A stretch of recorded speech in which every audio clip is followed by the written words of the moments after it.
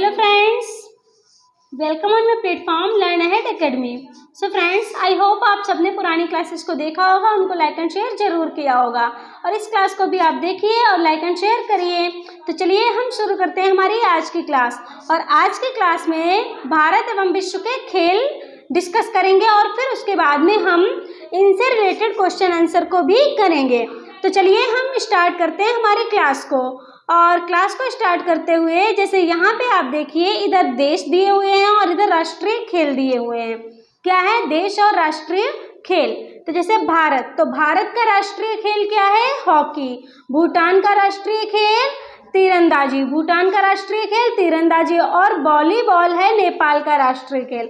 नेपाल का राष्ट्रीय खेल क्या है? वॉलीबॉल। उसके बाद में चीन का राष्ट्रीय खेल टेबल टेनिस। चीन का राष्ट्रीय खेल क्या है? Table tennis. उसके बाद में बांग्लादेश, बांग्लादेश का राष्ट्रीय खेल है कबड्डी। पाकिस्तान का राष्ट्रीय खेल हॉकी। पाकिस्तान का राष्ट्रीय खेल क्या है? हॉकी।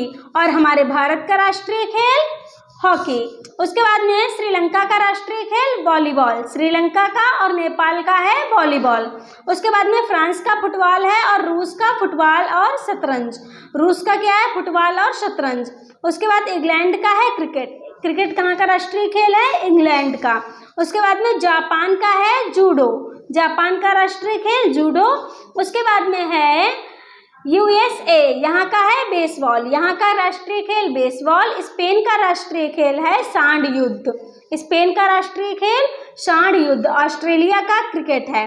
तो इंग्लैंड और ऑस्ट्रेलिया का क्रिकेट है। पाकिस्तान और भारत का हॉकी है। आगे हम देखते हैं मलेशिया का है बैडमिंटन। मलेशिया का बैडमिंटन। उसके बाद में इंडोनेशिया का भी बैडमिंटन। ब्राजील का फुटबॉल और कनाडा का आइस हॉकी। कनाडा का क्या है? Ice hockey. उसके बाद में स्कॉटलैंड का है गोल्फ। स्कॉटलैंड का गोल्फ। अफगानिस्तान का बुजकाशी। अफगानिस्तान का क्या है? बुजकाशी। उसके बाद में बरमुडा का है क्रिकेट। चिली का है चिली रोडिया। उसके बाद में फिर आपका है क्यूबा, यहाँ का है बेसबॉल। फिर है आपका ईरान। ईरान का है कुश्ती। ईरान का राष्ट्रीय खेल कुश्ती है। उसके बाद में है जमैका। जमैका का है क्रिकेट। और फिर उसके बाद में न्यूजीलैंड का है रग्बी यूनियन। उसके बाद में आता है आपका दक्षिण कोरिया, तो यहाँ का है ताइक्वांडो। उसके बाद में ताइक्वांडो। उसके बाद में आता है आपका आइसलैंड। आइसलैंड का है हैंडबॉल। फिर आता है इजराइल। इजराइल का आपका फुटबॉल। इजराइल का क्या है? फुटबॉल। फिर आता है मॉरिशस। ओके, मॉरिशस का आपका है फुटबॉल। मॉरिशस का फुटबॉल। और वेल्स का है आपका रग्बी यूनियन। उसके बाद में आता है आपका वेनेजुएला, यहाँ का है बेसबॉल। उसके बाद में कोलंबिया, यहाँ का तेजो। फिर आता है आपका फिलीपींस, यहाँ का अर्निस। और फिर उसके बाद में आता है उरुग्वे, यहाँ का फुटबॉल है।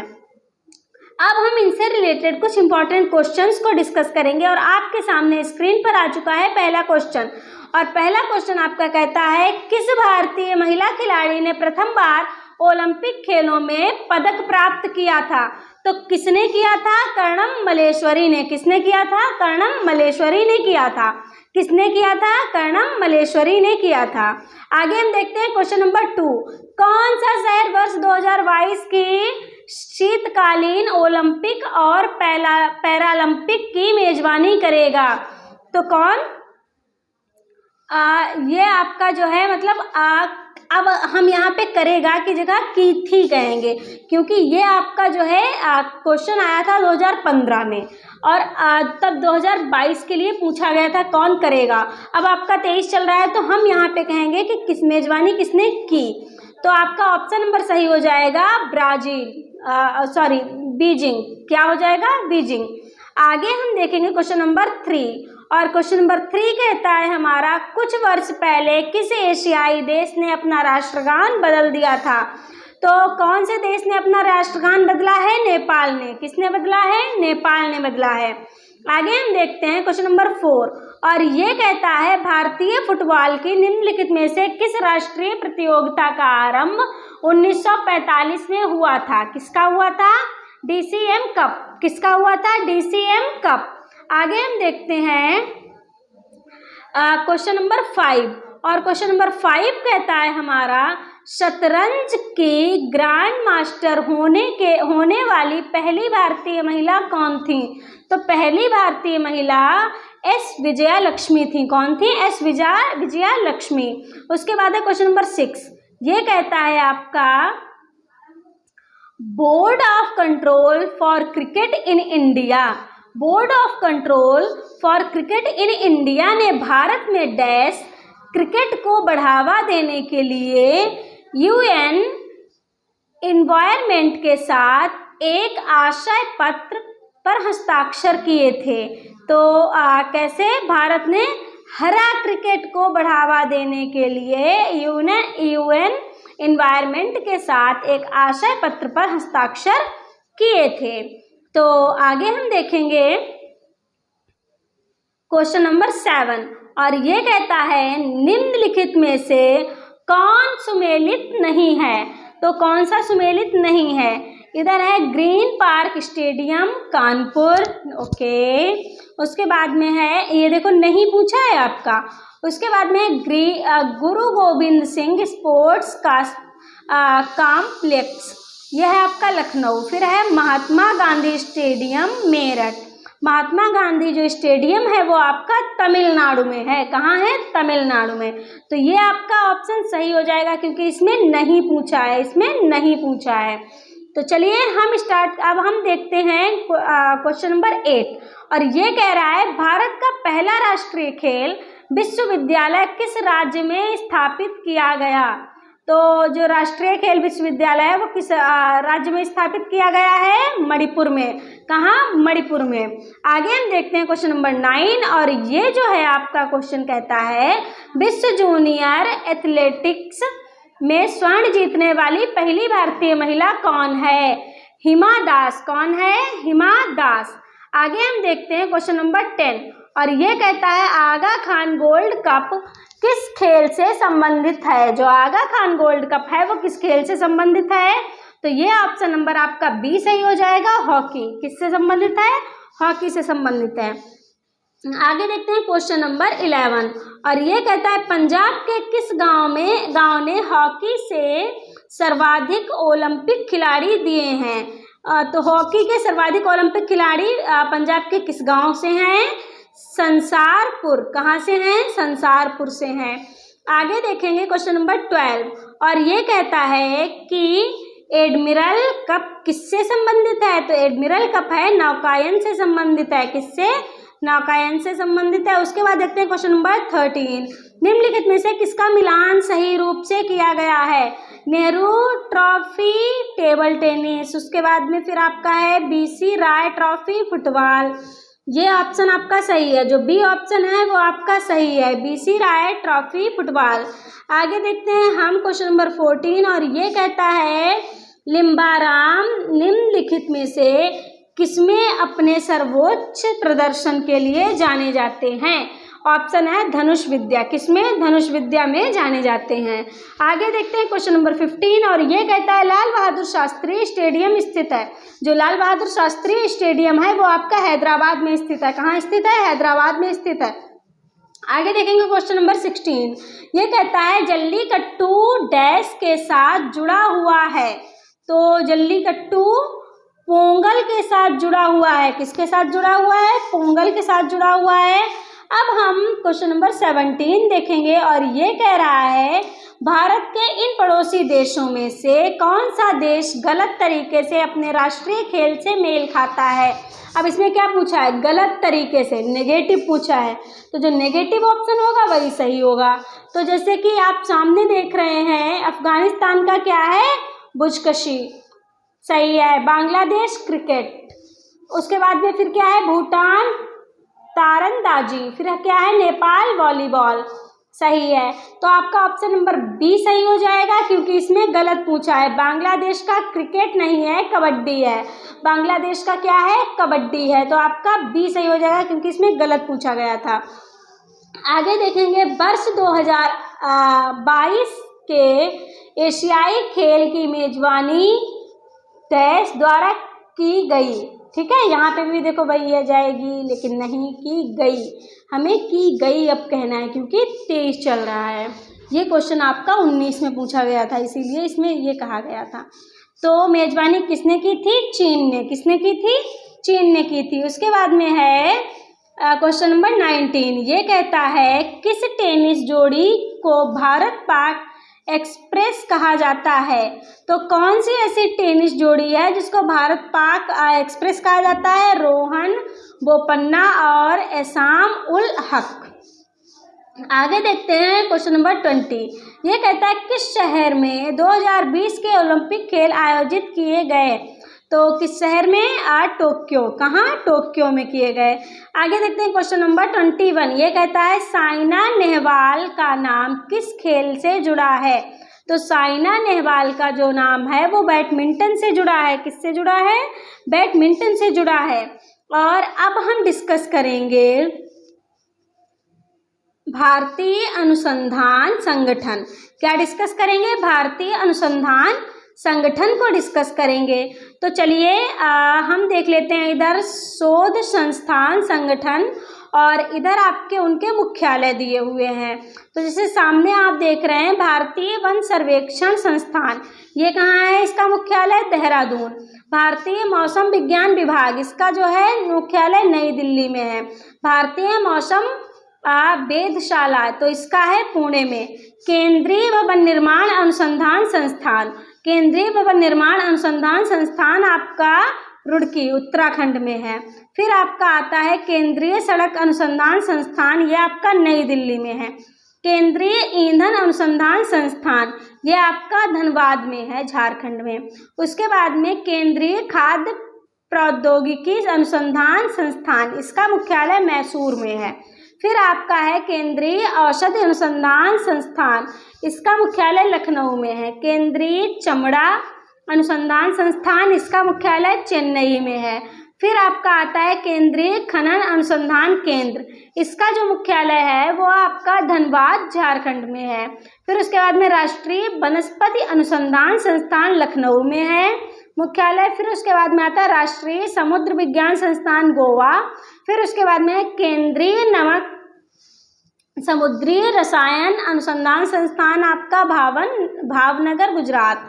भारतीय पेट्रोलियम अनुसंधान संस्थान देहरादून में है। फिर आता है आपका रमन अनुसंधान केंद्र, यह आपका बेंगलुरु कर्नाटक में है मुख्यालय इसका। फिर आता है आपका इंडियन ऑयल रिसर्च इंस्टीट्यूट, इसका मुख्यालय मुंबई में है। फिर आता है नेशनल डेयरी रिसर्च इंस्टीट्यूट, इसका मुख्यालय जो है करनाल हरियाणा में है। उसके बाद में आता है भारतीय तकनीकी अनुसंधान संस्थान, इसका मुख्यालय लखनऊ में है। भारतीय राष्ट्रीय समुद्र सूचना सेवा केंद्र, इसका जो मुख्यालय है वो हैदराबाद में है। फिर आपका आगे आता है भारतीय कृषि अनुसंधान संस्थान, मुख्यालय इसका नई दिल्ली में है। केंद्रीय गन्ना प्रजनन संस्थान, इसका मुख्यालय आपका कोयम्बटूर तमिलनाडु में है।